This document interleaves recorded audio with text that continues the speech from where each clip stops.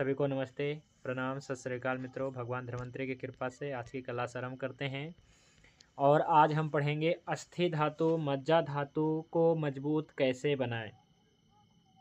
अर्थात अस्थि धातु की जब अग्नि तेज हो जाती है तो अस्थि धातु की अग्नि तेज हो जाने से, जिसे हम कहें अस्थि अग्नि, धातुओं अग्नि के बारे में मैंने बताया है कि रस अग्नि, रक्त अग्नि, मांस अग्नि, मेद अग्नि, अस्थि मज्जा अग्नि। तो अस्थि अग्नि मज्जा अग्नि है। यदि क्या है कि अगर पहले की अग्नियाँ, पहले धातु की अग्नियाँ अगर तेज है तो स्वाभाविक है ये भी तेज हो जाएगा, क्योंकि पहले की अग्नियाँ तेज है। या फिर ऐसा भी हो सकता है कि सीधा अस्थि अग्नि तेज हो सकता है, तो आगे जो है मज्जा क्षय हो जाएगा, शुक्र क्षय हो जाएगा। तो अस्थि धातु को हम कैसे पुष्ट करें, कैसे मजबूत करें, कैसे हम इसे जो है सब वज्र जैसा बना सकते हैं, तो इसी के लिए आज हम एक कल्प के बारे में पढ़ेंगे। सिंपल कल्प है ना। अस्थिरता, अस्थि से जुड़ा हुआ हमने इसका नाम रखा है अस्थिरता, यानी कि अस्थि को भी अस्थिर रखे, वो है अस्थिरता। हालांकि इसका कोई कहेंगे क्या कोई ये क्लासिकल रेफरेंस है, तो ये क्लासिकल रेफरेंस नहीं है। ये वैसे तो भाव प्रकाश निघंटु में सभी का तो वर्णन तो है ना, पर क्या है कि इसका कोई ऐसा इस योग का कोई क्लासिकल रेफरेंस नहीं है। पर आयुर्वेद के आचार्य जो अभी वर्तमान में हैं, रहे हैं, तो ये इसका बात करते हैं कि इसका प्रयोग करो, है ना। तो हमें जो पता है वो मैं आज बताने वाला हूँ। अस्थि धातु को मजबूत करने के लिए और अस्थिर करने के लिए, तो अस्थियाँ क्या होती है, डीजनरेट होती है ना। तो वृद्धावस्था में विशेष रूप से, वैसे तो इसकी कोई अवस्था नहीं, कोई भी धातु क्षय होता है, लेकिन अस्थि क्षय को हम डीजनरेट कहते हैं कि अस्थि कमज़ोर हो रहा है ना। और अस्थि कमज़ोर क्यों होता है, क्योंकि इससे पहले धातु का क्षय हो गया है, या फिर इसके आगे का भी धातु का भी क्षय हो गया। मान लीजिए शुक्र धातु का क्षय हुआ तो मज्जा धातु का क्षय हुआ, मज्जा धातु का क्षय हुआ, यानी कि अस्थि के अंदर जो है चिकनाई वो खत्म हो गया, तो अस्थियाँ खोखली हो गई, तो हड्डियाँ कमज़ोर हो गई। तो अस्थि से जुड़ा हुआ जो है आज ये अस्थि धातु को मजबूत कैसे करें इसके लिए पढ़ेंगे। सिंपल है। इससे पहले जो है आपको करना ये है कि आपको रस धातु बढ़ाना है, रक्त धातु बढ़ाना है, तभी अस्थि धातु बढ़ सकता है। आप ये जानते हैं और समझते भी हैं क्या कि अगर अस्थि को मजबूत करना है तो ऐसा नहीं है कि सीधा कैल्शियम हमें खाना शुरू कर दिए, है ना, या फिर कैल्शियम सप्लीमेंट जो भी आता है बाज़ार में वो लेना शुरू कर दिए। तो ज़्यादातर क्या है कि वैसे तो लोग क्या करते हैं कि चूना का इस्तेमाल करने लग जाते हैं। तो क्या चूने के बारे में अष्टांग हृदय में लिखा है कि चूना खाओ कैल्शियम के लिए, हड्डियों के लिए? नहीं ना। इसी प्रकार से इस अस्थि धातु को मजबूत करने के लिए ये जो हमारा ये जो कल्प है, हालांकि इसका नाम मतलब क्या है कि अष्टांग हृदय में नहीं है, तो इसका मतलब ये नहीं कि नहीं पढ़ेंगे या फिर ये लाभदायक नहीं है। अस्थिरता मतलब अस्थि को जो है मजबूत करने के लिए हम इस कल्प का प्रयोग करेंगे। और इसका जो घटक द्रव्य रहेगा, 3 प्रमुख घटक द्रव्य है, हालांकि एक ही है ना, वो है मृग श्रृंग भस्म। ठीक है जी, मृग श्रृंग भस्म का प्रयोग हम अस्थि धातु को मजबूत करने के लिए करेंगे और देखेंगे क्यों करेंगे, इसके बारे में आज पढ़ेंगे। लेकिन इससे पहले आपको क्या करना है कि आपको रस धातु, रक्त धातु को तो अच्छा करना है, वृद्धि तो करना पड़ेगा। इसलिए हमने इस कल्प में मिला दिया है 2 घटक द्रव्य पहले का, है ना। तो अगर ये लेना शुरू करेंगे तो सबसे पहले तो रस धातु, रक्त धातु बढ़ाना है कुछ दिन के लिए, 10 दिन, 15 दिन, 20 दिन, 2-4 दिन में तो नहीं होगा कुछ, है ना, क्योंकि ये पाचक नहीं है। ये मतलब क्या है कि वृद्धि करने वाला है, मन तेज करने वाला नहीं है। तो पाचक क्या होता है, तेज होते हैं, तीक्ष्ण होते हैं, इसलिए जल्दी हो जाते हैं, 5 दिन में हो जाते हैं। लेकिन इसके तो क्या है कि महीना भर भी लेना पड़ सकता है, 2 महीना भी लेना पड़ सकता है, 5 महीने, 6 महीने, क्योंकि वृद्धि करना है। डीजनरेट हुआ है तो इसे रीजनरेट करना है, बढ़ाना है। इसलिए अस्थि धातु की अगर अग्नि तेज हो गई है, मंद करना है, या फिर ऐसा समझ लीजिए कि अस्थि से जुड़ा हुआ कोई भी समस्या आ गया है, या अस्थि धातु से संबंधित समस्या आ गया, अस्थि उपधातु से संबंधित समस्या आ गया, या मज्जा धातु के उपधातु से संबंधित कोई भी समस्या आ गया है, इस कल्प का आप निर्भीक होकर के प्रयोग करेंगे। इसमें क्या है, तो सबसे पहले तो इसमें एक ही घटक द्रव्य है, आप चाहें तो एक ही घटक द्रव्य प्रयोग कर सकते हैं। इससे पहले आपको रस, रक्त धातु बढ़ा देना है। रस रक्त मांस धातु बढ़ा देना है, ठीक है, तब आप इसे सिंगल प्रयोग कर सकते हैं, मृग श्रृंग भस्म का प्रयोग कर सकते हैं जी, ठीक है। इसका मुख्य घटक द्रव्य है मृग श्रृंग भस्म, ठीक है। तो आज थोड़ा बताएंगे भी कैसे बनाया जाता है, और मृग श्रृंग भस्म का गुणधर्म बताने वाला हूँ, ठीक है। तो मृग श्रृंग भस्म, लेकिन क्या है कि ऐसा नहीं है कि आपने रस धातु रक्त धातु बढ़ा लिया आपने, अब क्या है कि सीधा मृग श्रृंग भस्म देना शुरू किए, तो ऐसा नहीं होगा। इसके साथ साथ में रस रक्त धातु बढ़ाने वाली चीज़ें देती रहनी पड़ेगी, है ना, ये देते रहना है पहले वाला।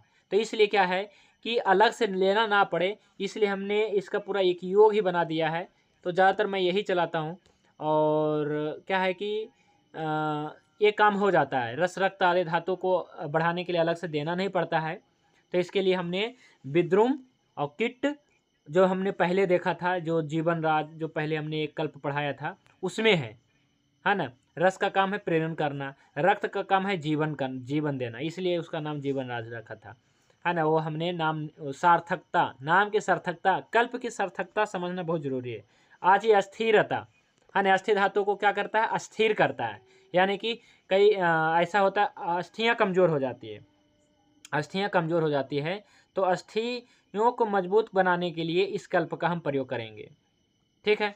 तो इसके लिए आपको विद्रुम और किट जो मैंने पहले बताया था, इसका गुणधर्म भी बता दिया था कि ये रस धातु, विद्रुम क्या है, रस धातु बढ़ाता है, और किट जो है आपका रक्त धातु बढ़ाता है, और मांस धातु के लिए भी बताएंगे, बता ही रखा है वैसे सतताल देने के लिए। और भी बहुत सारे हो सकता है, शतावरी भी हो सकता है, सतताल। तो सतताल में शतावरी ही मुख्य रूप से आप मानिए, है ना, शतावरी ही तो होता है। तो इसलिए रस रक्त मांस बढ़ाना है, और इसके बाद मेद के लिए भी मैंने बता ही दिया था, मेदादि घृत। और आज अस्थि मज्जा के बारे में पढ़ रहे हैं, तो इसके लिए अस्थिरता कल्प पढ़ रहे हैं, ठीक है। तो इसमें मुख्य घटक द्रव्य क्या है जी, मृग श्रृंग भस्म है ना। तो ये जो है थोड़ा मृग श्रृंग भस्म आप ऐसा समझ लीजिए कि यह एक ऐसा मतलब कि भस्म है जो प्रायः लुप्त है, या फिर कहिए कि ये इतना आसान नहीं है प्राप्त करना इसे, मृग श्रृंग भस्म। जो खास करके शहरों में रहते हैं तो बिल्कुल नहीं, गांव में रहते हैं बिल्कुल नहीं, जंगल में रहने वाले आसानी से प्राप्त कर लेते हैं। चलिए इस कल्प के बारे में सबसे पहले पढ़ लेते हैं। तो रस रक्त बढ़ाने वाला कल्प तो इसमें है ना, यानी कि विद्रुम किट तो इसमें है ही, और इसमें बस एक चीज़ जुट गया है, वो है मृग श्रृंग भस्म। तो ये होने पर भी ये मधुर ही है ना, थोड़ा कसाय है, क्योंकि इसमें विद्रुम किट जैसे चीज़ है, तो मधुर और कसाय है। मधुर होने से तो वैसे पृथ्वी आप महाभूत प्रधान होगा, इसमें थोड़ा कसाय होने से पृथ्वी और वायु भी है थोड़ा, तो वैसे तो पंच भौतिक ही रहेगा, लेकिन इसमें जो प्रधान यही है कि पृथ्वी महाभूत है। और आप सभी जानते हैं कि वायु का जो आश्रय स्थान अस्थि है, तो इसलिए वायु को कम करना है, वायु को कम करना है, तो इसलिए पृथ्वी महाभूत जैसे कोई प्रधान कल्प देना पड़ेगा। तो इसके लिए सबसे अच्छा है ये जो आप देख रहे हैं विद्रुम किट, और ये जो अस्थिरता, इसमें 3 प्रमुख घटक द्रव्य है। तो ये पृथ्वी आप महाभूत प्रधान है, अस्थि क्षय को ठीक करता है, इसका सबसे बड़ा गुणधर्म है अस्थि धातु के क्षय को रोकता है, जो डीजनरेट हो रहे, हड्डियाँ डीजनरेट हो रही उम्र के साथ में, जैसे वृद्धावस्था में विशेष रूप से जो होता है ना। अवतर्पण जन्य व्याधि में उपयोगी है, यानी कि अवतर्पण यानी कि डीजनरेट जो हो रही हड्डियाँ, चाहे कोई भी धातु डीजनरेट हो रहे, उसको हमें रीजनरेट करना है, बढ़ाना है, तो ये अच्छा कल्प है। और टेंडन और लिगामेंट्स को मजबूत करता है। टेंडन यानी कि हड्डी के जोड़ को, हड्डी और मांसपेशियों को जोड़ को जो टेंडन और लिगामेंट कहते हैं, है ना। तो टेंडन और लिगामेंट यही है कि हड्डी और मांसपेशियों को जोड़ को, जैसे नी ज्वाइंट्स या कोई भी ज्वाइंट है ना, सबसे मजबूत जो है उसे मजबूत करना है।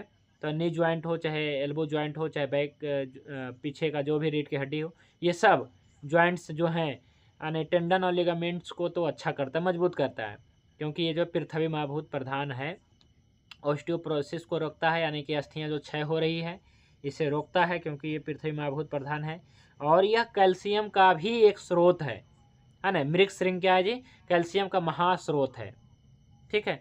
और दांत के रोगों को ठीक करता है, क्यों करता है, क्योंकि ये कैल्शियम का महास्रोत है, और अस्थि धातु को मजबूत करता है। तो इसके उपधातु के दांत, नाखून, जो मल है, केश विकार, मज्जा का, है ना, तो केश विकारों को भी ठीक करता है, नाखून को सुंदर और मजबूत करता है। नाखून जिनका क्षय हो गए थे, दंत क्षय, नख क्षय, या फिर दंत भी गल जाता है। दंत तो क्षय कहता है, और नख गल जाता है, कई कारणों से खराब हो जाता है नख, तो नाखून वगैरह गल जाते हैं। वृद्धावस्था में खराब हो जाता है नाखून, दांत भी, है ना, आँख भी, केस भी। तो ये सब को मतलब क्या है कि जो डिजनरेशन है, जो क्षय है अपने शरीर में, जो प्रत्येक क्षण क्षय हो रहा है इस शरीर का, इसे रोकता है, अस्थिर करता है। इसलिए अस्थिरता अच्छा कल्प है, इसे प्रयोग में ला सकते हैं। वजन को भी प्रकृति स्थिर करेगा, क्यों? पृथ्वी महाभूत प्रधान है। तो हड्डियाँ सूखी जा रही है, अस्थि जिनकी खोखली होती जा रही है, सूखती जा रही है, तो उनमें अच्छा करेगा। हड्डियों को वज्र जैसा बनाए।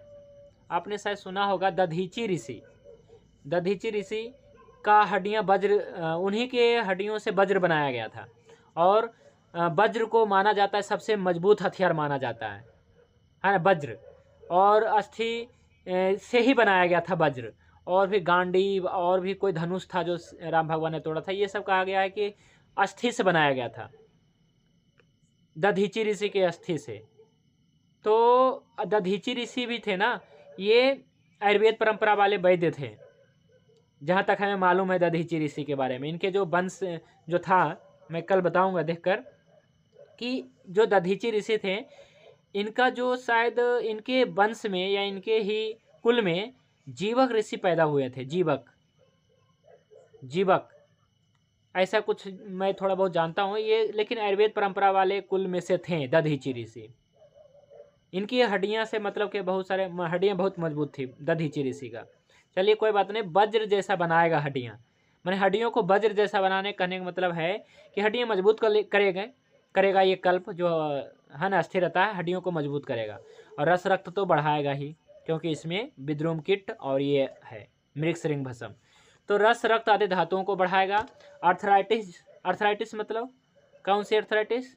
तो जिसमें क्या है कि ऑस्टियोआर्थराइटिस है ना, स्पॉन्डिलाइटिस को भी ठीक करेगा, क्योंकि ये जो है हड्डियों को मजबूत कर रहा है और टेंडन और लिगामेंट को भी अच्छा कर रहा है। तो इस प्रकार से इसका कार्य है। इसका घटक द्रव्य आपको मैंने बता दिया। प्रमुख घटक द्रव्य एक ही है, मृगश्रृंग भस्म, लेकिन ये तभी बढ़ेगा जब इसके साथ में विद्रुम और किट रहेगा, है ना। यानी कि रस रक्त धातु को भी बढ़ाना है, मांस धातु को भी बढ़ाना है, और मेद धातु को भी बढ़ाना है, तब ये जा करके असर करेगा। अब चाहे सीधा भी प्रयोग करवा सकते हैं, लेकिन देर से होगा या फिर नहीं भी हो सकता है अगर बहुत ज़्यादा समस्या है तो। लेकिन अस्थि को मजबूत करने के लिए यही है ना। और कुछ साथी यही कहेंगे कि इसका रेफरेंस, तो फिर से मैं बता देता हूँ जो साथी नहीं जुड़े थे शुरू में, इसका कोई रेफरेंस नहीं है, लेकिन हाँ मैंने मतलब मृगश्रृंग के बारे में या फिर कहिए कि विद्रुम किट के बारे में तो मैंने बताया ही है, और भाव प्रकर्ष निघंटु में इसका वर्णन है।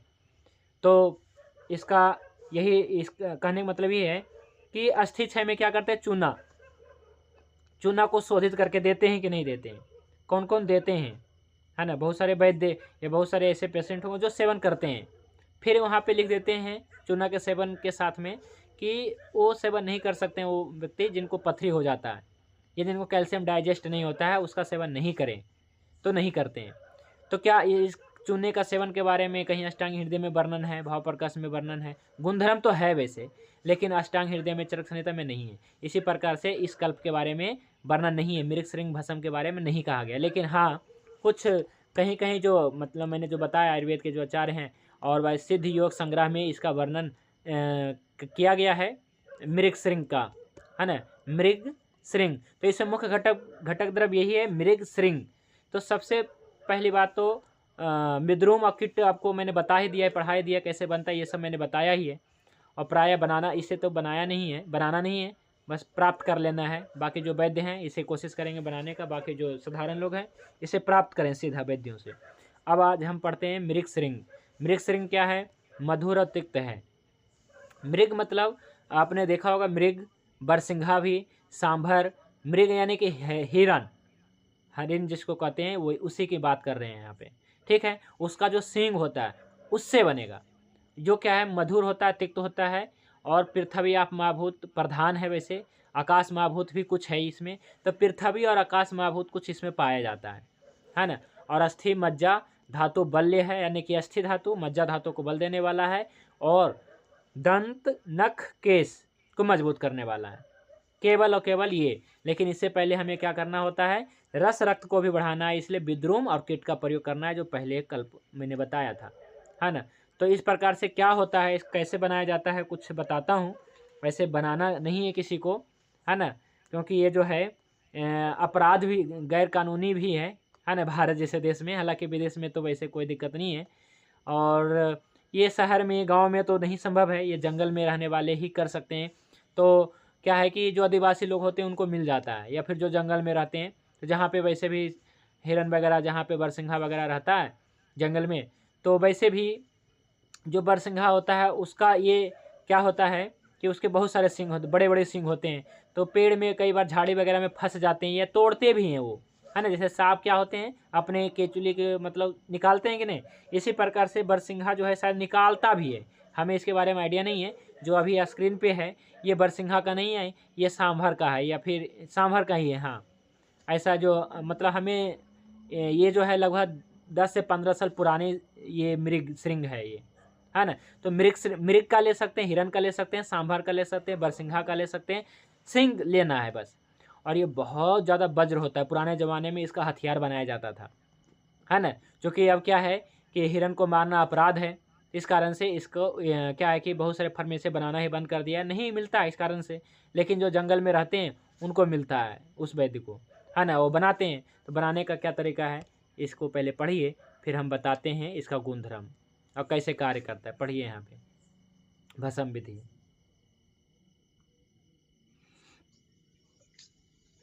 भस्म विधि। हरिण या सांभर के अच्छे फुट भरे हुए सींग लें, उनके 4-5 अंगुल के बराबर छोटे छोटे टुकड़े कर ऊपर नीचे कंडे देकर गजपुट की अग्नि दें। स्वांग शीतल होने पर निकाल कर चूर्ण कर लें। बलामूल के रस में 20 टिकिया बना सुखाकर शराब संपुट के बीच में रखकर लघु पुट में फूंक दें। स्वांग शीतल होने पर खल में 20 कपड़ छनकर शीशी में भर लें। चलिए ठीक है। भस्म विधि ये है कि जो आप ये देख रहे हैं सांभर के जो सींग है, तो वैसे इसमें तो बताया गया है, क्या बताया गया, 3-4 अंगुल का, इस प्रकार से इतने बड़े बड़े, है ना, 2-2, 3-3 इंच का काट लें। तो काटने में बहुत ज़्यादा मुश्किल है ये, है ना। जैसे मान लीजिए ग्राइंडर से काटेंगे या इसे जो है जैसे भी, है ना, पत्ती से ब्लेड से काटेंगे तो बहुत सारा नष्ट हो जाता है, जो मैं बिल्कुल नहीं करना चाहता हूँ। तो मैं कैसे बनाता हूँ या मैं कैसे करता हूँ इसके बारे में बताता हूँ, कैसे करना चाहिए। तो ये लगभग जो आप देख रहे हैं स्क्रीन पे, ये लगभग 1.5 फुट का होगा, लगभग 18 इंच का होगा ये, ठीक है, 15-18 इंच का होगा। तो सीधा मतलब क्या करिए कि 2 फुट का एक गड्ढा, है ना, खोदिए, 2x2 का गड्ढा बनाइए। मतलब इसमें क्या है कि नीचे लगभग नीचे सबसे ज़्यादा थेपड़ी रखना है, जो गुस्से होते हैं, जो गोबर के उपले होते हैं, सबसे ज़्यादा नीचे रख देने हैं। और इसके बाद जो है इसके ऊपर ये पूरा रख देना है, ये जो आपके पास श्रृंग होगा रख देना है। और इसके बाद ऊपर से भी कुछ थेपड़ी मतलब जो उपले होंगे रख देना है। इसके बाद फूंक देना है इसे सीधा। यह काटना उटना कुछ नहीं है, क्योंकि काटने में बहुत ज़्यादा मेहनत है, बिल्कुल नहीं कटता है ये। आप इसे लोहा मान सकते हैं ये, है ना, बिल्कुल नहीं, हाथ से कितना भी पतला रहेगा आपके हाथ से नहीं टूटने वाला है ये, इतना ज़्यादा मजबूत होता है, इसे वज्र जैसा ये होता है ये। तो बहुत ज़्यादा ये मजबूत होते हैं, है ना। इसके सामने मतलब क्या है कि लोहा ही टिक सकता है ना, और तो कुछ नहीं, मतलब क्या है कि लोहे के जैसा ये है, ठीक है। तो ये क्या है, तो क्या लोहा का ही भस्म लेते हैं ना अस्थि धातु को, देखिए लोहा के भस्म, क्या उसमें कैल्शियम नहीं होगा, इसमें कैल्शियम भी प्रचुर मात्रा में, क्योंकि ये पशु का ये अंश है। आप समझ लीजिए कि अस्थि का, और अस्थि का ही तो ये उपधातु है, सिंह क्या है, अस्थि का ही उपधातु आप मानिए, ठीक है। तो इसमें कैल्शियम प्रचुर है ना। अगर इस कैल्शियम को भस्म बना कर आप लेते हैं और डाइजेस्ट हो जाता है तो सबसे ज़्यादा अस्थि को मजबूत। लेकिन लोहा, ऐसे तो पत्थर भी है, तो क्या पत्थर खाएंगे, क्योंकि उसमें कैल्शियम नहीं है। तो जिसमें ज़्यादा कैल्शियम है, तो सबसे ज़्यादा जो कैल्शियम का स्रोत कोई, अब ऐसे तो बहुत सारा है ना, लेकिन जो सबसे ज़्यादा जो डाइजेस्ट होने वाला है ये होने वाला है ना, व्यक्ति को, मनुष्य को जो सबसे ईजी डाइजेस्ट होने वाला, जैसे चूना भी है पर वो आपको डाइजेस्ट नहीं होने वाला है वो कैल्शियम, है ना। और उसमें बहुत सारा चीज़ें भी रहती हैं कि आपको पथरी हो जाएगा और भी चीज़ें होने की दिक्कत होती है संभावना, पर ये सबसे अच्छा होता है, सेफ माना जाता है क्योंकि इसका भस्म विधि है ना। चूने का क्या है, ज़्यादातर शोधन विधि है कि पानी में वगैरह, पानी में शोधन कर सकते हैं और क्या भस्म तो नहीं कर सकते इसे, तो इसलिए उतना सेफ नहीं माना जाता। और वैद्य कोई प्रयोग भी नहीं करता है हमारे नज़र में। तो क्या है कि जो अच्छे वैद्य हैं मृग सिरिंग ही प्रयोग करते हैं, जो हमें भी बताया गया यही, है ना। तो इस प्रकार से देखिए, एक हस्ती दंत भस्म भी होता है ना, हस्ती दंत भस्म हाथी के दांत का, तो वो भी काम आता है लेकिन इसके जैसा नहीं, है ना। तो जितने भी सींग है, दांत हैं, तो ये दंत हैं, और हस्ती का भी वैसे उसका अलग प्रयोग में बताऊंगा, है ना। लेकिन अस्थि क्षय में जो सबसे ज़्यादा कारगर है मृग सिरिंग है, चूँकि जो है इसका वर्णन मिलता है मृग सिरिंग का, ये है अस्थि के लिए अच्छा माना जाता है। तो सबसे पहले कैसे बनाया जाता है, या तो टुकड़ा भी कर सकते हैं, छेनी थोड़ी सी काट काट के टुकड़ा करें, जो बहुत ज़्यादा मुश्किल होगा, नहीं तो पूरा जो है ना, इसे फूंक दें। मतलब क्या है कि जो गोस्से होते हैं, जो उपले होते हैं, उसमें आप जो है फूंक दें, है ना, नीचे ऊपर जो उपले रख करके इसे फूंक दें। इसके बाद जो है क्या करना है, यहाँ पे देखिए, स्वांग शीतल होने पर निकाल कर चूरन करें, इमाम दस्ते में डालकर चूरन करें। अब आता है इस चूरन में कुछ भावना देने की, जड़ी बूटियों की भावना देने की। तो आप यहाँ पे कुछ भी भावना दे सकते हैं, है ना, जो अस्थि धातु को अच्छा करे। अश्वगंधा दे सकते हैं, शतावरी दे सकते हैं, बला मूल त्वक दे सकते हैं, फिर गिलोय दे सकते हैं। मतलब जो ऐसी जो पृथ्वी और कुछ रसायन है, जैसे गिलोय भी देते हैं, ये भी क्या है, रसायन है, और अस्थि धातु बल्य है। गिलोय बात को नाश करेगा, है ना, बात के शीत गुण को भी नष्ट करेगा। तो गिलोय अच्छा है, बलामूल भी अच्छा है, बल देने का कार्य करेगा, मांस मेद अस्थि धातु को अच्छा करेगा। ये तो सब धातु को बल देगा बलामूल, रस को भी, रक्त को। अब बला रसायन भी है, तो मैं जो करता हूँ वो मैं बता रहा हूँ, बलामूल। अब गिलोय भी साथ साथ में 1-2 भावना गिलोय को भी दे, है ना, क्योंकि भावना तो 3 तो कम से कम दिया जाना चाहिए, है ना, नहीं तो 6-7, जितना ज़्यादा बल्य बनाना चाहते हैं, जितना ज़्यादा सूक्ष्म बनाना चाहते हैं, पुट देते रहिए। मत अब कैसे देना है, सबसे पहले चूरन कर लिए, और इसमें जो है बलामूल का काढ़ा तैयार करके, या फिर गिलोय का, या आप हड़जोड़ का भी दे सकते हैं, टूटी हड्डियों के ऊपर चलाना है तो हड़जोड़ का भी दे सकते हैं, या फिर इसमें गुग्गुल का भी कुछ दे सकते हैं। गुग्गुल का नहीं, लाख का, मैं नहीं देता हूँ लाख का, लेकिन लाख का भी दे सकते हैं हड्डियों को मजबूत करने के लिए, या फिर हड्डियों को जोड़ने के लिए, तो ये अच्छा रहेगा। वैसे बला, अश्वगंधा, शतावरी ये सब नॉर्मल है, ठीक है, दे सकते हैं। बला तो और ज़्यादा बल देने वाला है, तो ये अच्छा है। तो इस चूरन को सबसे पहले इस सिंग को फूंक लेना है कूट करके। इसके बाद कोई भी जड़ी बूटियों का काढ़ा में जो है कुछ भावना दे करके, मैंने डाल करके खरल करके, इसके बाद जो होगा, है ना, इसके बाद क्या करना है कि शराब संपुट के बीच में रखकर लघु पुट दें। मतलब क्या है कि अब भस्म बनाना है, तो इसके लिए क्या करना पड़ता है आपको, क्या है कि आपको ऐसा समझना है कि इसमें जो बनेगा, है ना, जो ये सिंग भस्म होने के बाद जो है, भस्म अभी नहीं हुआ है, अभी केवल जला है, और इसके बाद ये बलामूल का काढ़ा भावना दिया।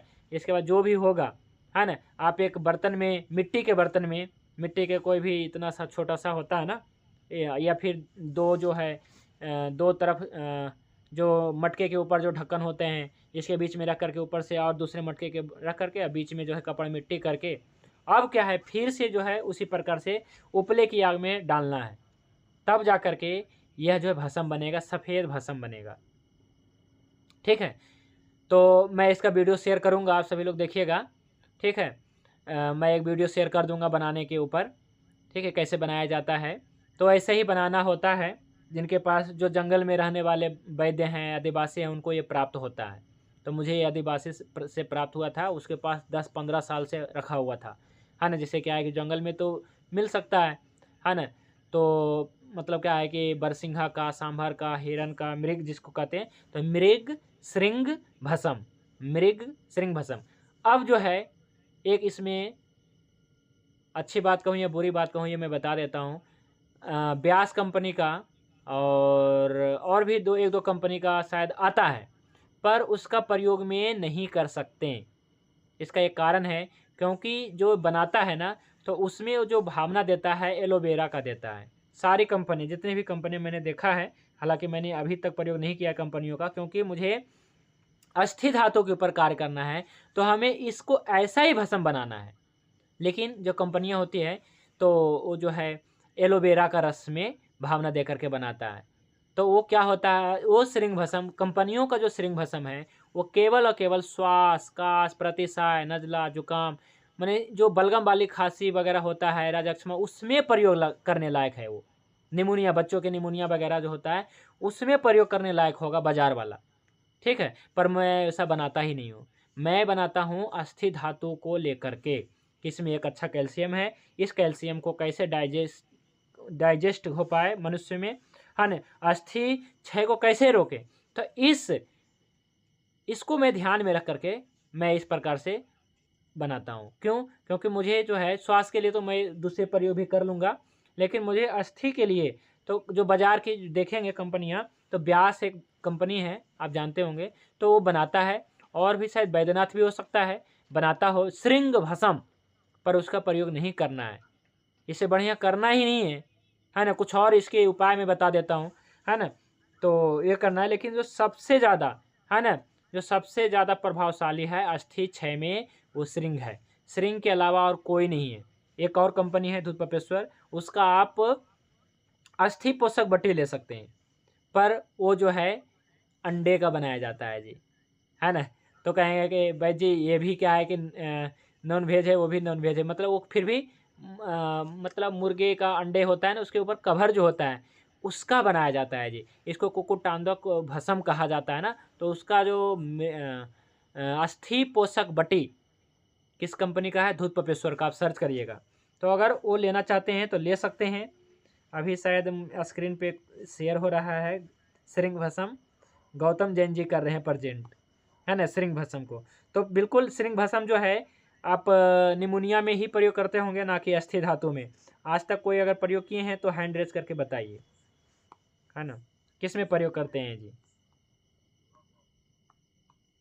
श्रृंग भस्म का प्रयोग, बताइए।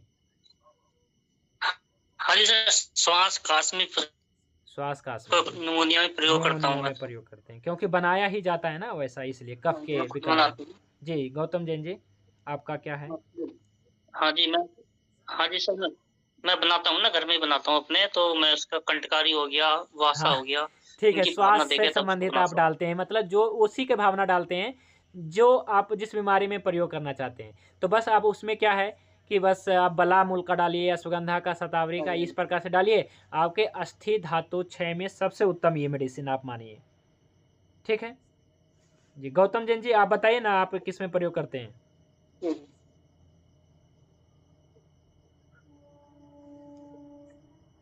हाँ, आवाज नहीं आ रही है, बोलिए। बनाएंगे। गौतम जैन जी आपकी आवाज़ नहीं आ रही है, आप कुछ बताना चाह रहे हैं, नेटवर्क इशू है, ठीक है, कोई बात नहीं।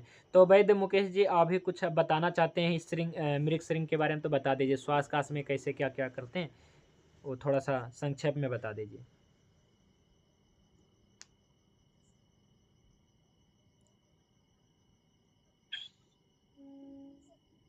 जी। सर बता दिया मैंने, मैं इसमें देता हूँ किसको श्वास से निमोनिया हो, तो आपने उसमें दे करके देखा है अस्थि क्षय में? 30 साल पुराने रोगी ठीक किए हैं। अच्छा, श्रृंग भस्म से देखिए, बिल्कुल श्वास कास में गौतम जैन जी का भी आ गया है रिप्लाई कि श्वास अस्थि क्षय में मैंने बनाया नहीं है। हाँ, बनाना पड़ेगा, इस विधि से बनाना पड़ेगा, बिल्कुल ठीक है। चलिए अब आगे बढ़ते हैं। तो गौतम जैन जी के पास भी ये श्रृंग भस्म ब्यास कंपनी का अवेलेबल था और उन्होंने स्क्रीन पे शेयर किया था। तो श्वास कास में और निमोनिया, बच्चों के निमोनिया में दे सकते हैं। और वैद्य मुकेश जी ने भी यही बताया कि उन्होंने जो जिस विधि से बनाया, जैसे कंठकारी दे करके बनाया, अडूसा दे करके बनाया होगा, एलोवेरा दे के बनाया होगा, तो श्वास कास को ध्यान में रख कर बनाते हैं। लेकिन हमने मतलब क्या है कि जो बनाया है या फिर हमारे जो वैद्य हैं, है ना, तो ये सभी जो है क्या है कि जो अस्थि भस्म मतलब हस्ती भस्म भी है ना, तो हमारे गुरुजी रखते थे इतने इतने बड़े बड़े, मतलब हस्ती के दांत का, तो वो भी मतलब क्या है कि बनाते थे, तो हड्डी के लिए देते थे, मतलब अस्थि क्षय में देते थे। इसी प्रकार से ये भी जो है ऐसा ही बनाते थे कि हड्डी को मजबूत बनाए।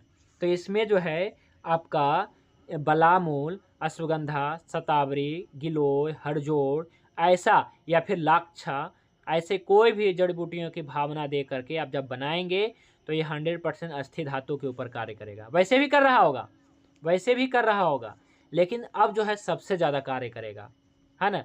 और यह जो है अस्थि जो है पृथ्वी महाभूत, जिसे क्या है कि अस्थि जो है ये तो अच्छा माना जाता है, कैल्शियम का सबसे अच्छा स्रोत भी होता है ये। अब देखिए अस्थि पोषक जो बटी है तो उसमें क्या है, उसमें मैंने प्रयोग किया है, ऐसी बात नहीं है, मैंने कुछ समय प्रयोग किया था क्योंकि जब अवेलेबल नहीं होता है, लेकिन बताना पड़ता है कि अंडे का बनाया हुआ होता है, सब नहीं ले सकते, अंडे का बनाया हुआ रहता है ना, इस कारण से तो अंडे का बनाया जाता है वो। तो क्या है कि उसमें आंवला भी होता है अस्थि पोषक में। इसमें थोड़ी मात्रा में और भी चीज़ें होती हैं जो क्या है कि वायु बढ़ा देता है ना।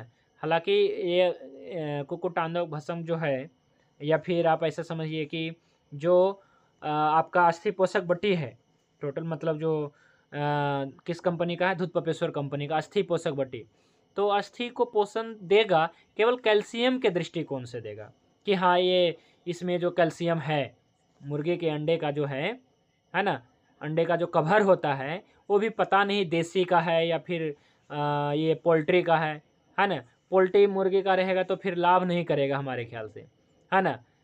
अगर देसी का रहेगा तो एक समय देसी जो होते हैं अंडे वो तो ज़्यादा फायदेमंद होगा, तो उसके कवर जो होते हैं अंडे का वो फायदेमंद भी होगा, लेकिन देसी का बनाया जाता है ये तो कन्फर्म नहीं है। तो इसलिए मैं मतलब बंद ही कर दिया हूँ बिल्कुल अस्थि पोषक बटी, है ना। तो अब केवल क्या है कि मृग श्रृंग भस्म जो इस विधि से बनाया जाता है उसका प्रयोग करते हैं। और किसका प्रयोग कर सकते हैं, चूना का प्रयोग कर सकते हैं। तो देखिए चूने का भाई प्रयोग कर सकते हैं, बहुत सारे प्रयोग करते हैं, लेकिन आज तक हम अपने हाथ से किसी को भी चूना नहीं दिए हैं, है ना। इसके अलावा और क्या प्रयोग कर सकते हैं, तो आप जो है वंश लोचन प्रयोग कर सकते हैं। छोटा बच्चा है तो वैसे ये भी दे सकते हैं, और बाकी क्या है कि वंश लोचन प्रयोग कर सकते हैं। वंश लोचन भी क्या है जी, तो अस्थि मज्जा धातु के ऊपर कार्य करता है। तो एक तो मृग श्रृंग भस्म हो गया इस विधि वाला, है ना, और इसके अलावा जो है अस्थि पोषक बटी हो गया, वो भी लाभ करेगा। इसके साथ में जो है जो वंश लोचन है, ठीक है। हाँ जी, क्या प्रश्न है, पूछिए गोपाल जी, अनम्यूट करके पूछिए। हाँ गुरुजी जी, जो ये परवाल भस्म है ये भी तो यूज की जाती होगी इसमें। हाँ तो ये इसका ही तो देखिए इस कल्प में जो है अस्थिरता जो है, इस कल्प में हमने ये मिलाया है ना, देखिए विद्रुम किट है ना, उसी को तो कहते हैं परवाल और बंदूर। मृग श्रृंग मुख्य घटक द्रव्य है, बाकी विद्रुम किट है, ठीक है। तो ये तो है ही, ताकि रस रक्त बढ़ेगा, तभी मांस बढ़ाना है, मेद बढ़ाना है, तब जाकर के अस्थि ठीक होगा, ठीक है जी। और भी कोई साथी का प्रश्न है इस टॉपिक से रिलेटेड रख सकते हैं, नहीं तो मैं और भी विस्तार से बताता हूँ इसके बारे में, ठीक है। आचार्य जी जब 2x2 का गड्ढा खोद देंगे, कंडे लगाएंगे, तो ये जलेगी नहीं कि भस्म नहीं बनेगी, मिट्टी उसमें मिल जाएगी, रात में नहीं मिल पाएगी कि नहीं मिलेगी, ये थोड़ा क्या है कि इसको पहले कूटना पड़ेगा तभी हो पाएगा, ये अभी भस्म नहीं बनेगा। भस्म तब बनेगा जब फिर से इसमें बलाम किसी जड़ी बूटी का काढ़ा का भावना दिया जाएगा, और इसके बाद जो है शराब संपुट के बीच में रख करके, यानी कि फिर से मिट्टी के कोई है ना, इस प्रकार से कुछ उसमें रख करके कपड़ मिट्टी करके फिर से डालेंगे उपले की आग में, तब जा करके सफ़ेद भस्म बनेगा, है ना। नहीं उपला नहीं जला पाता कि इनको 2 किलो 8-10 किलो उपला हो जाएगा, 2x2 गड्ढे में तो 8-10 किलो उपले लगेंगे तब जाके जल पाएगा ये। हाँ ये तो बहुत ज्यादा मतलब फिर जल नहीं पाता कि ऐसे ही रहती अड्डी की तरह बन जाएगा सफेद रंग का, ये जलेगा नहीं क्या पूरा। लेकिन ऐसा है कि पहले तो नहीं टूटता तो नहीं है अभी मान लीजिए, लेकिन जब इसे आप जला देंगे ना, फूकेंगे, तो इस प्रकार से तोड़ेंगे तो टूट जाएगा। जब एक बार उपले की आग में डालेंगे ना तो तोड़ने पे टूट जाता है, ठीक है। अब इसमें क्या करना है कि कुछ जड़ी बूटियों की भावना दे करके, जो भी जिस लाभ में श्वास काश में, या अगर आपको निमोनिया में देना है तो फिर कंटकारी हो गया, अडूसा हो गया, यही सब भावना देना है, ठीक है। और अगर अस्थि के लिए करना है तो फिर आपको बलामूल, अश्वगंधा, शतावरी का भावना देना है। ये भावना पे निर्भर है कि आप क्या भावना दे रहे हैं, उसी के लायक वो बनेगा। पर ऐसा कभी नहीं करना है कि बाजार से लेकर के और आप अस्थि में करें प्रयोग, नहीं लाभ करेगा, ठीक है, नुकसान करेगा। जहाँ तक क्यों करेगा, क्योंकि वो जो है वायु महाभूत बढ़ाएगा, जो बाज़ार में है, जैसे एलोवेरा वाला आता है बाज़ार में, तो एलोवेरा वाला ही आता है कि घृत कुमारी का रस की भावना दे करके बनाया जाता है, तो वो कफ के लिए है ना, कफ के विकारों में लाभ करेगा। ठीक है, खास करके डबल बार फूकेंगे इसको, फिर एक बार, फिर अगली फिर किसी कलश में बंद करके उसको बंद करके मुंह को हाँ, फिर आग 3 लगाओ, बार 2 3 बार बार लगाना। वैसे एक बार में तो हो जाता है, लेकिन सूक्ष्म बनाना है। हम क्या करते हैं, औषधियों को सूक्ष्म बनाते हैं, बिल्कुल। तो सूक्ष्म बनाने से क्या होता है, स्रोतोगामी सूक्ष्मगामी हो जाता है शरीर में। तो फिर क्या होता है कि ईजी डाइजेस्ट हम जो बात करते हैं ना, वो आसानी से पच जाना और लग जाना, तो फिर ये भस्म हो जाता है सेवन करने लगा। तो 3 भावना कम से कम, है ना, 3 भावना दे करके और 3 बार पुट दे, मतलब क्या है कि कोई भी कलश में, मिट्टी के कलश में डाल के कपड़ मिट्टी करके भावना दे 3 बार कम से कम। तो इस प्रकार से सीधा कलर तो तीन तीन सफेद ही होगा, कलर से क्या होगा, राख बिल्कुल बनेगी तो सफ़ेद सफेद होगा, बनेगी, काली बनेगी? बिल्कुल सफ़ेद होगा। अच्छा अच्छा। हाँ, एक बाउल में कितने कंडे लगाएंगे फिर कलश के अंदर, कितने कंडे लग देखिए जाएंगे क्या इसमें? होता है ना कि मैं आपको वीडियो शेयर करूंगा एक, है ना, 10 मिनट का, उसमें हमने जो मतलब क्या है कि जो बनाए हैं इस विधि से, तो वीडियो शेयर कर देंगे। वो ऐसा नहीं है कि ज़्यादा लग जाएगा कम लग जाएगा, ऐसा कोई दिक्कत नहीं है। मैं पहले क्या किया हूँ कि पहले अपना सिंक का साइज़ देखना है, तो उससे बड़ा ही गड्ढे खोदने हैं, पहले तो इसे भस्म करना है, जलाना है। इसके बाद जो है कुछ जड़ी बूटी का काढ़ा दे करके फिर तो थोड़ा सा बचेगा, तो फिर थोड़ा सा ही, है ना, जलाना है ना, ठीक है, जो किसी कलश में ये रखेंगे ना धन्यवाद। भस्म, तो फिर थोड़ा सा ही जलाना है। ठीक है जी, और भी कोई साथी का प्रश्न है तो रख सकते हैं। और ये जो है प्रमुख औषधियाँ जो है अस्थि क्षय का है। हाँ, तो ऑप्शन आप पूछ सकते हैं कि भाई जी इसका ऑप्शन क्या होगा, है ना। मान लीजिए कि जो जिनको अवेलेबल नहीं हो पाता है ना, और वैसे भी अप्राप्य है, जी क्योंकि सर, मैं अभी पूछ रहा था। हाँ हाँ, इसका ऑप्शन यही है कि आप जो है जो वंशलोचन है, तो बच्चों के लिए वंशलोचन खिलाइए। अस्थि क्षय अगर अस्थि मजबूत करना चाहते हैं ना, वंशलोचन दीजिए, क्योंकि उसमें भी नेचुरल कैल्शियम है। फिर थोड़ी बहुत मात्रा में चूना, मैं कभी कहता नहीं हूँ, लेकिन जो प्रयोग कर रहे होंगे तो करते रहें, है ना। लेकिन उसको ज़्यादा लंबे समय तक तो नहीं ले सकते ना, क्योंकि वो सूक्ष्म नहीं होता है वो, है ना। और शोधन केवल कर किया जाता है उसका, लेकिन वो सूक्ष्म नहीं होता है, जितना अच्छा ये सूक्ष्म हो जाता है। और भी नेचुरल कैल्शियम के लिए तो जो अस्थि पोषक बटी है दूध पपेश्वर का, उसका भी प्रयोग कर सकते हैं, पर वो अंडे का बनाया जाता है। इसके अलावा जो है अस्थि धातु को मजबूत बनाने के लिए और कोई सप्लीमेंट नहीं है हमारे नज़र में, क्योंकि मैं प्रयोग भी नहीं करता हूँ, क्योंकि मैं कुछ ही कल्प में मैं प्रैक्टिस करता हूँ, मतलब मैं अपनी चिकित्सा काम जो है कुछ ही कल्प में करता हूँ। हमारे पास 1000-2000 कल्प नहीं होते, हमारे पास मात्र 50 कल्प होते हैं। 50 मेडिसिन होते हैं, उसी से सब रोग का निवारण करना है। 50 कल्प, तो हम ज़्यादा कल्प नहीं रखते हैं कि हमारे पास ये नहीं तो ये दे देंगे, ये नहीं तो। और भी कोई साथी वैद्य मित्र हैं जो अगर अस्थि धातु को क्षय में देते हैं तो मुझे बताइए, है ना, यहाँ पे बताया जाएगा। अस्थि क्षय में और क्या देते हैं, जैसे वैद्य मुकेश जी या फिर अजय जी, वैद्य अजय जी, या फिर गौतम नमस्ते गुरु जी नमस्ते। अस्थि क्षय में क्या गुरु देंगे? जी। नमस्ते जी। नमस्ते नमस्ते, बोलिए। नमस्ते जी गुरु। हाँ गुरु जी, क्या हम भी जो कुक्कुट अंडा दो है या ये मृग संघ है, हम नहीं यूज करते और दूसरों को भी नहीं देते। हाँ हाँ, इसके बदले तो क्या है, गाय का दूध भी अच्छा है, और जो हमारे बुल बोलता है का डिंक बोलते हैं, हिंदी में क्या बोलते हैं मेरे को मालूम नहीं। क्या जी? का डिंक। नहीं, आपकी आवाज़ नहीं आ रही है, आप ना चैट बॉक्स में लिखिए क्लियर क्या आप कहना चाह रहे हैं। हाँ बताइए, वैद्य अजय जी आप क्या प्रयोग करते हैं अस्थि धातु के लिए, अस्थि पोषण के लिए क्या करते हैं प्रयोग, बताइए। जड़ी बूटियों में तो बहुत सारा है, अश्वगंधा है, शतावरी है ना, और भी बहुत सारे हो सकता है, अश्वगंधा, शतावरी, बला है ना, जीवक है, रिश्वक, ये सब जो भी धातु वर्धक, रसक धातु वर्धक तो अंततः बढ़ाएगा ही, लेकिन कैल्शियम के रूप में क्या देते हैं बताइए।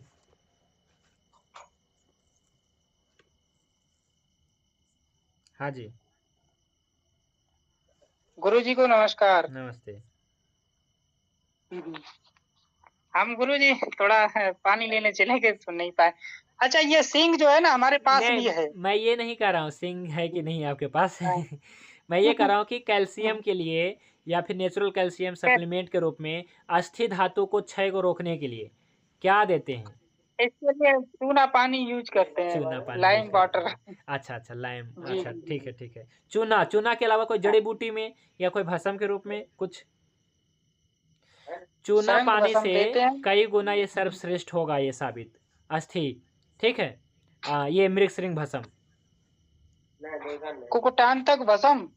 वो तो मुर्गी और मुर्गी के अंडे का होता है भस्म, उसका तो मैं कभी यूज नहीं करता। वो मुझे मालूम नहीं था गुरुजी, अब आगे से नहीं करेंगे ना। उसका तो मैं कभी प्रयोग नहीं करता। अब वैसे भी लोग नहीं लेना चाहते हैं जो। देखिए सींग तो एक ख्याल में ले भी लेंगे, समझिए पहले। सींग तो एक, जी क्योंकि ये जो ऊपर वाला भाग है ना, लेकिन वो जो अंडा है वो मतलब सुन करके ही अच्छा नहीं लगता है ना, अंडे का कवर का, क्योंकि उससे घृणा हो जाती है ना, तो इसलिए। तो ठीक है। मैं भी एक आचार्य बनाऊंगा इसकी भस्म। हाँ जी। एक क्वेश्चन होता है आचार्य जी। क्या जी? आचार्य जी मैं ऐसे कह रहा हूँ, जैसे ये सिंह की जगह अपन कदरपिका होती है, कोडी, पुराने जमाने में कोडियां हाँ चलती हाँ थी, हाँ। कोडी, या फिर वो होता है शंख, वो होते हैं शंख, सीपी होती है, नदी किनारे सीपी होती है, हम्म। तो वो उसमें भी तो कैल्शियम होता है, कैल्शियम तो उसका होता उपयोग है। नहीं कर सकते, देखिए शंख हो उसका गया, उपयोग नहीं कर और सकते आपने तो ये भी तो देखा कदरपिका था, भस्म। बैजंती भी तो देखा था आपने, उसमें भी तो कैल्शियम होता है बिल्कुल। बैजंती का नहीं भी। बेजंती तो कठिन मिलती है, कोडिया तो बाजार में मिल जाती है, बढ़िया बेचते हैं, हाँ कि बिल्कुल पंसारी बिल्कुल। मिल जाती है, कोडिया मिल जाती है। हाँ ये सब जो है ना, जैसे कौड़ी हो गया या कपर्दिका जिसे कहते हैं, और बाकी शंख हो गया, तो ये सब में भी कैल्शियम है ना। पर उसका भस्म जैसे शंख में मिल शंख। जाते हैं, हाँ तो शंख का ही तो चूना शंख भी बनता तो है। मिल जाते हैं, फूक से हाँ बजाने शंख मिल वाले, जाते पूजा हैं, पाठ शंख में मिल करने जाते वाले हैं, शंख। बिल्कुल शंख मिल जाते हैं। और इसका भी मतलब उसमें भी कैल्शियम है, पर उसका प्रयोग जो है हमारे वैद्य साथी, मतलब ऐसा कोई आचार्य ऐसा कोई नहीं करते हैं, सिंह का ही करते रहे हैं, तो हम भी सिंह का ही बता रहा हूँ। बाकी वो सब का भी प्रयोग कर रहे हैं, लेकिन अलग अलग डिजीज में करते हैं। जैसे कपर्दिका आदि का भी श्वास काश में करते हैं उसका, हाँ निमोनिया वगैरह में, बच्चों के निमोनिया वगैरह में करते हैं प्रयोग कपर्दिका का। गुरुजी प्रणाम। हाँ जी, राम राम। गुरुजी मैंने कोडियों का एक बरनी खाई हुई है नींबू के रस के अंदर पूरी की पूरी। एक बरनी? हाँ एक बरनी नींबू के रस में बना करके पूरी खाई हुई है मैंने, कोई फर्क नहीं पड़ा मेरा। अच्छा कोई बात नहीं, नींबू के रस में। कारण क्या है? कारण ये उनमें कैल्शियम जरूर होता होगा, हाँ लेकिन उनकी तासीर अलग होती है गुरुजी। वो तो, हाँ इसकी ठीक इसकी है। तासीर अलग होती है, उसकी तासीर अलग होती है। कैल्शियम होना अलग बात है। कैल्शियम तो काजू में भी होता होगा, दूध में भी होता है कैल्शियम। नहीं, ये तो सब में होता है, ये तो आयुर्वेद की बहुत सारे जड़ी बूटियों में भी है ना। पर हाँ दूध में तो कैल्शियम है ही, लेकिन जड़ी बूटियों में बहुत कम पाया जाएगा, ये बात तो है। लेकिन जी सिंग में, शंख में, है ना, श्रृंग में, शंख में, कौड़ी में, ये सब में ज़्यादा होगा। और एक बैजंती भी पौधा होता है, उसका भी कुछ है कैल्शियम का, पर वो क्या है ना कि बहुत ज़्यादा रुक्ष होता है, इसलिए बैजंती का प्रयोग नहीं करते हैं। नहीं तो बैजंती गुरुजी भी एक औषधि होता है। गुरुजी कुछ भी आइटम के अंदर जो कैल्शियम होगा ना, अभी आपने एक बात बोली थी, सूक्ष्म रूप में होता है तो डाइजेस्ट हो जाता है, बाकी जितना भी कैल्शियम वो डाइजेस्ट नहीं होगा, तो फिर वो तकलीफ बन जाएगा शरीर में जाकर के। हाँ तकलीफ बन जाएगा। तो डाइजेस्ट भी तो होना चाहिए ना, जिनमें कैल्शियम है, आप ये बता रहे हो ये सूक्ष्म रूप में हो जाता है, तो ये हाँ। आराम से डाइजेस्ट हो जाता है, इसलिए काम हाँ, करता वो है। तो प्रयोग करते बाकी हैं। कैल्शियम चूने में भी होता है, लेकिन वो डाइजेस्ट नहीं होता। हाँ तो हाँ। बाकी सीप का, शंख का ये डाइजेस्ट नहीं होता, फिर क्या कैसे मालूम पड़ेगा अपने को? उसका क्या है कि भस्म ही बनाया जाता है, उसका भी जैसे शंख का जी भस्म ही बनाया जाता है। पर शंख का जो है जी ज़्यादातर प्रयोग इसमें नहीं किया जा रहा है, अस्थित क्षय में तो प्रयोग नहीं करते हैं कोई भी हमारे वैद्य साथी। तो श्रृंग का ही, मृग श्रृंग भस्म का ही प्रयोग करते हैं। और अगर खुद से बनाते हैं तो करते हैं, नहीं तो नहीं करते हैं। फिर क्या है कि दूध घी यही सब जो है अस्थि पोषण के लिए देते हैं, ठीक है। नहीं तो फिर बाज़ार से अगर लेके देंगे, व्यास आदि कंपनी का जिसका भी रहे, तो एलोवेरा वाला रहता है, तो उसका कोई मायने नहीं है, क्योंकि भावना, जिसकी जो भावना मिलती है उसी के लायक बन जाता है जी, ठीक है। जी जी ये बात है, ठीक है। तो ये जो गुरु है, गुरु हाँ जी, गुरुजी हमारे पास सीप बहुत रखी हैं, इसका कोई काम हो तो आप हमें बताने की ठीक है। कृपा करें। ठीक है बताएंगे, हम लोगों सीप का से भी ये कुछ सीप है का प्रयोग। ही चूना बनता है। जी सीप का ही चूना बनता है, उसका भस्म बनाने का और उसको पानी, गर्म पानी डालने का, उसका ही चूना बनता है। चूना बनता है। चलिए आप विधि उसका बता। पहला भस्म बनाना पड़ता है। हाँ भस्म बना के, हाँ, गर्म पानी डालने का उसके ऊपर। अच्छा गर्म पानी, चलिए ठीक है। इसका विधि अगर जानते हैं तो मतलब क्या मैसेज कर दीजिएगा ग्रुप में, ठीक है। तो कोई भी साथी होंगे तो बनाएंगे अपना। मैं भी देखूंगा चूना कैसे बनता है।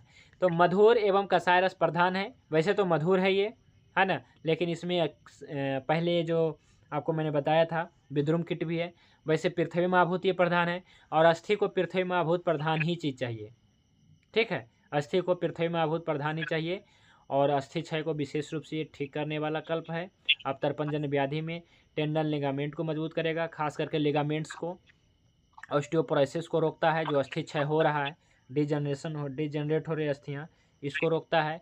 और दंत रोग को, देखिए दंत क्षय, मान लीजिए किसी का दांत क्षय हो रहा है ना, तो बच्चों में देखते होंगे आप कि अभी हमारे पास एक कॉल आया था अभी 2-3 दिन पहले कि हमें बताया कि हमारे एक भांजे 10-12 साल के, उसके दांत खत्म हो गए।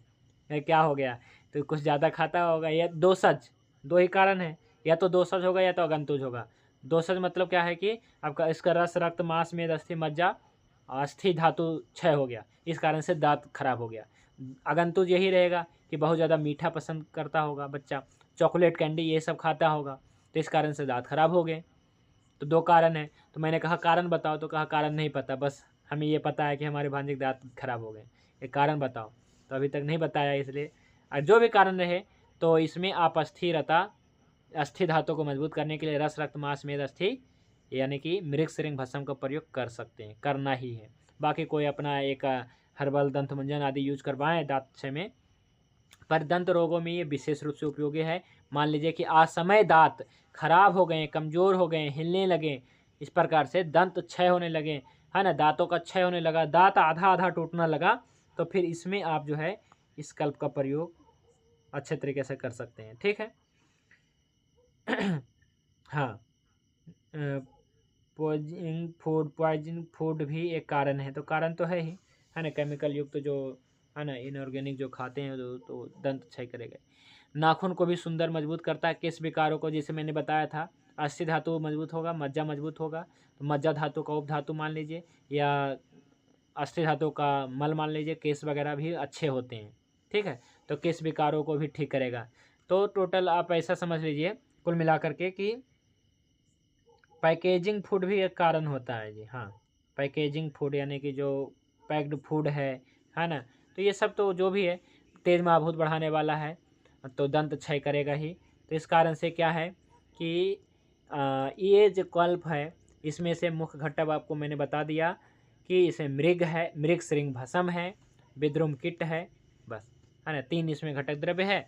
और इसी से हाँ, इसकी मात्रा क्या है, इसकी मात्रा तो आपको मैंने बता ही दिया है ना, थ्योरी आपको बता ही दिया है, तो फिर आपको जो है पता ही चल गया है कि विद्रुम 100 ग्राम लेना है, किट 200 ग्राम लेना है, और मृग सिरिंग 800 ग्राम लेना है।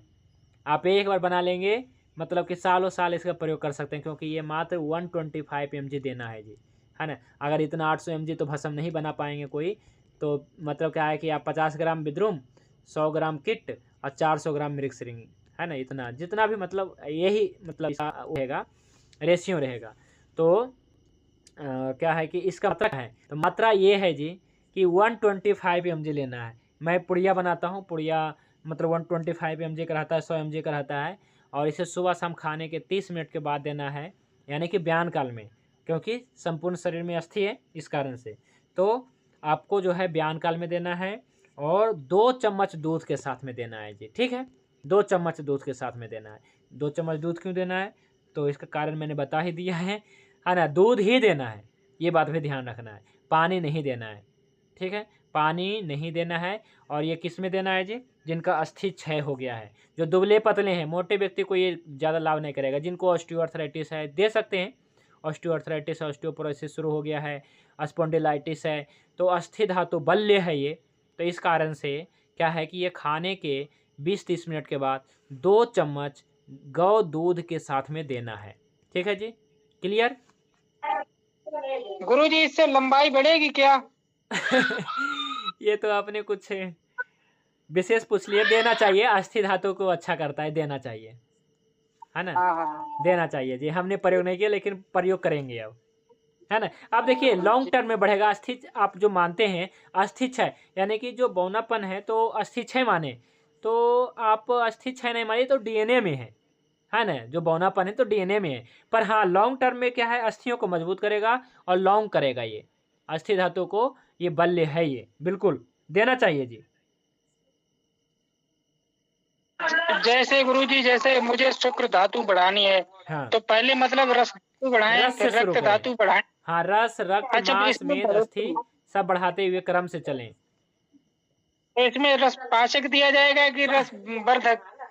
रस पाचक क्यों देना है आपको? बढ़ाना है ना, बढ़ाना है तो पाचक नहीं देना है ना, ये तो पाचक घटाने वाला है ये तो इसमें सतताल देना है। नहीं नहीं नहीं, इसके लिए आपको देना है, ये देना है, विद्रुम किट देना है। अभी 2 दिन पहले क्लास बताया था ना, जीवन राज का घटक द्रव्य है ये। हाँ हाँ हाँ, विद्रुम किट देना है। विद्रुम क्या है देखिए, ये देखिए, शायद आप क्लास नहीं जुड़े होंगे। विद्रुम ये है रस धातु वर्धक, ठीक है। विद्रुम जिसको कहते हैं परवाल कहते हैं, ठीक है, उसी का एक वेराइटी होता है विद्रुम प्रजाति। तो विद्रुम देना है, ये जो है रस धातु बढ़ाएगा, ठीक है। और किट देना है, ये मंडूर भस्म होता है, ठीक है। तो ये जो है रक्त धातु बढ़ाएगा। और मांस धातु के लिए तो बताया ही मैंने, सतताल है, शतावरी और तालमूली जो मैंने बताया था, काली मूसली। और मेद धातु के लिए मेदादि घृत या कोई भी साधारण घृत, और अस्थि मज्जा के लिए आपको अस्थिरता, यानी कि ये जो मृगश्रृंग भस्म यही है जी। तो सब धातु को बढ़ाने के लिए मैंने बताया आपको, रस धातु कैसे बढ़ाना है, कौन से कल्प देना है, रक्त धातु, मांस धातु, मेद धातु, और आज हमने पढ़ा अस्थि मज्जा धातु कैसे बढ़ाना, ये मैंने बता दिया। अब एक और धातु बच गया, शुक्र धातु कैसे बढ़ाएं। तो इसके लिए यही है कि रस, रक्त, मांस, मेद, अस्थि मज्जा को बढ़ा दें, इसके बाद शुक्र अपने आप बढ़ेगा। फिर भी हम शुक्र धातु के लिए कुछ विशेष पढ़ेंगे, ठीक है जी, जो बहुत ज़्यादा शुक्रवर्धक है, ठीक है। तो आज के टॉपिक से रिलेटेड कोई भी प्रश्न रख सकते हैं। तो अस्थि धातु के लिए सबसे अच्छी औषधि जो है मृगश्रृंग है जी, ठीक है। बाकी इसका ऑप्शन यही है, बंसलोचन है, चूना है, और कुकुटांडक भस्म जो अस्थि पोषक बट्टी में आता है वो है, और भी हो सकते हैं बहुत सारी चीज़ें, पर जो सबसे ज़्यादा सूक्ष्म होते हैं और सबसे ज़्यादा पावरफुल कैल्शियम के भी स्रोत, यानी कि कहते हैं ना, कैल्शियम जितना ज़्यादा अच्छा रहेगा हड्डियाँ उतनी अच्छी रहती है। तो ये ना केवल अस्थि धातु को पोषण देता है, जैसे दूध भी पोषण देता है ना, दूध में भी कैल्शियम है। तो दूध तो रस धातु को ही बढ़ा रहा है, तो मतलब सब धातु को बढ़ाएगा। जो रस धातु बढ़ गया तो सब धातु बढ़ गया, है ना, थोड़ी थोड़ी मात्रा में। फिर भी लेकिन स्पेशल कोई काम करना है तो मृगश्रृंग भस्म दे करके दे, ठीक है जी। और खाने के बाद देना है 125 mg देना है, खाने के 20 मिनट के बाद, 30 मिनट के बाद देना है। 2 चम्मच मात्र दूध का इस्तेमाल करना है, 2 चम्मच, आधा कप भी इस्तेमाल कर सकते हैं, लेकिन 2 चम्मच। लेने का तरीका वही रहेगा, आप जीप पे जो है, जो 125 mg जीप पे रखिए, 2 चम्मच दूध पी लीजिए, 2 घूंट 1 घूंट दूध पी लीजिए, बस यही है। अस्थि मजबूत होगा इससे, लॉन्ग टर्म में आप लीजिए इसे, है ना, कोई दिक्कत नहीं। जिनको कोई समस्या नहीं है अस्थि में वो भी ले सकते हैं, लेकिन जिनको लगता है कि हड्डियाँ डिजनरेट हो रही है, क्षय हो रहा है हमारा शरीर का, है ना, तो वो क्या है कि अस्थि धातु यानी कि वृद्धावस्था भी ये देखिए रोकेगा, है ना, हड्डियाँ मजबूत रहेगी ना, है ना, जो भी है सब अच्छा करता है ये धातुओं को, ठीक है जी। तो इसमें आप केवल मृगश्रृंग भस्म ले सकते हैं, इसके साथ में ये सब भी ले सकते हैं। हाँ जी गुरुजी जो नॉनवेज यूज करते हैं वो हड्डियों का जूस ले सकते हैं इसमें? हड्डियों का जूस जो नॉनवेज यूज करते हैं? नहीं जी, नहीं जी, वो हड्डियों के लिए नहीं लाभदायक होगा। देखिए जो भी ऐसा नॉन वेज करते हैं ना, खाते हैं, तो उनके लिए वो ऐसा नहीं है कि ये मांस धातु बल्य होगा जो नॉन वेज खाते हैं, अस्थि के लिए नहीं है जी कोई भी उसमें ऑप्शन नहीं। केवल अस्थि का जूस? हाँ समझ गया, समझ गया। अस्थि को बॉईल करके जूस निकाले कोई? ना ना ना, वो लाभदायक नहीं है। अच्छा जी, ठीक है। लेकिन सर आयुर्वेद में बताया ना, समाना से सामान्य वृद्धि म्हणून। हाँ हाँ, नहीं, ये इसे लेने से, इसे ज़्यादा लेने से स्टोन नहीं होगा, निश्चित रूप से दे दीजिए, यही तो सबसे बड़ी बात है, ये इसे लेने से स्टोन नहीं होगा जी।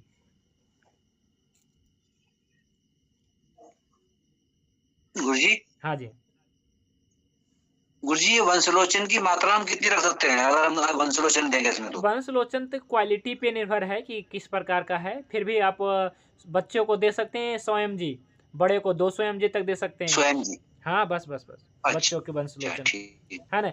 तो वैसे जो सप्तग्नि है जो मैंने आपको बताया था, उसमें वंशलोचन आदि जो है, तो अगर वो देते हैं ना बच्चे को, तो बच्चों के सब धातु पुष्ट होगा, सप्तग्नि। और वैसे भी बच्चे को कोई निमोनिया या फिर सर्दी खांसी जुकाम वायरल फीवर ये सब कुछ होगा ही नहीं कभी सप्तग्नि देने से।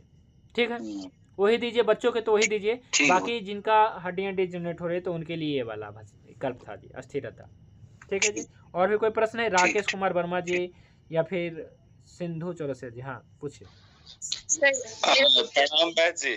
हाँ जी, मैं पूछ रहा हूँ कि ये साधारण खान पान में कोई ऐसा ऑप्शन है जिससे कि अस्थि मज्जा वृद्धि हो सकता है? ये तो जड़ी बूटी की बात हो रही है। जड़ी बूटी की बात है, मेडिसिन की बात है, लेकिन खाने पीने में दूध है ना, दूध है, दही है, ये सब ले सकते हैं, घी है, ये सब है, इससे अस्थि मज्जा के लिए। हाँ बिल्कुल, दूध है ना, दूध में कैल्शियम भी है, वैसे रस धातु वर्धक है तो सब धातु बढ़ाएगा। दूध है, घी है, दही है, पनीर है, मतलब डेयरी प्रोडक्ट लगभग सभी है। और साथ में शतावरी है, अश्वगंधा है, ये सब है जी, दीजिए। लेकिन डेयरी प्रोडक्ट के अलावे तो अश्वगंधा शतावरी है, अश्वगंधा शतावरी, बंसलोचन है। ठीक है जी, अगला। आचार्य जी, और बाकी कोई रसायन प्रवाल भस्म और हाँ जी, प्रवाल भस्म और मंडूर भस्म कैसे बनती है ये भी तो बताइए। इसके बारे में अगली क्लास में बताएंगे, ये इतना संक्षेप में नहीं होगा, है ना। ठीक है, बताएंगे जी। अगला प्रश्न जी। सर मेरे पास 2 ही सवाल थे।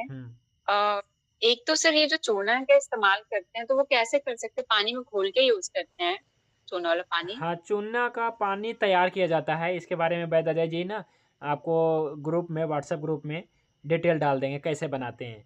ठीक है, क्योंकि मैं कभी प्रयोग नहीं किया हूँ तो मैं नहीं बता सकता हूँ ना ये कैसे बनाते हैं, लेकिन हम बता देते हैं इतना कि चूना को शुद्ध करने का एक तरीका है ना। चूना को शुद्ध करके चूना भी इस्तेमाल कर सकते हैं या चूने का पानी भी इस्तेमाल कर सकते हैं, ऐसा शायद ये बताएंगे वैद अजय जी। कल आपको ना मैसेज कर दीजिएगा, वॉइस मैसेज कर दीजिएगा ग्रुप में। ठीक है जी, चूने को कैसे शुद्ध करके प्रयोग करें।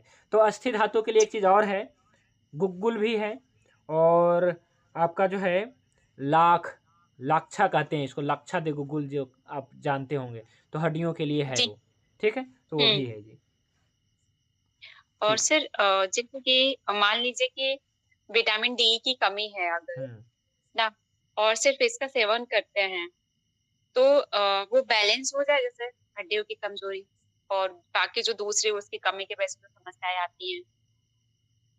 देखिए, विटामिन डी की कमी मतलब क्या है कि जो संश्लेषण है ना वो कमी है। तो जैसे धूप में बैठते हैं तो क्या होता है, सूर्य की किरणें से विटामिन डी मिलता है। ऐसा नहीं, ऐसा होता है कि जो सिंथेसिस होता है वो तेज हो जाता है धूप पा करके, कोई भी तेज महाभूत पा करके तेज हो जाता है वो क्रिया, है ना।